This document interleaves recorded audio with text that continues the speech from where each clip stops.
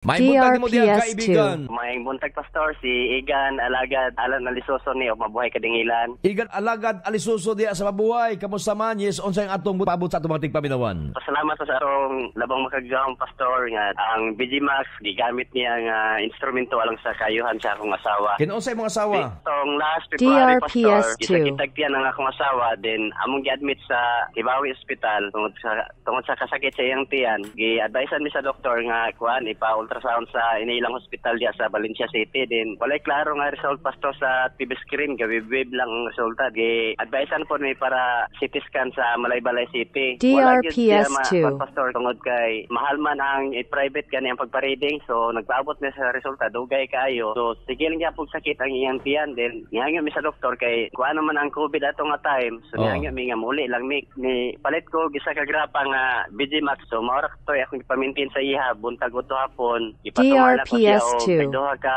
kapsula. Wala pa mahurot ang 50 ka kapsul. Naulian na siya sa sakit sa iyang tiyan. Ako gitong mabantayan pastor nga diya sa iyang kilid ikapan gyud ako nga warag duha naay duha ka bukol sa iyang kilid. Pagkawala sa iya sakit sa iyang tiyan pastor mga per 1 month nawala na gito ang bukol sa iyang kilid. Sa kung na ko gikap wala na gito. Wala na pod may balik sakit ang iyang tiyan hangtod karon. Salamat pastor. Okay, salamat kayo kaibigan Alagad Alan Alisuso o Barangay Mabuhay Kadingilan. Mapalit na karon ni ining atong istasyon.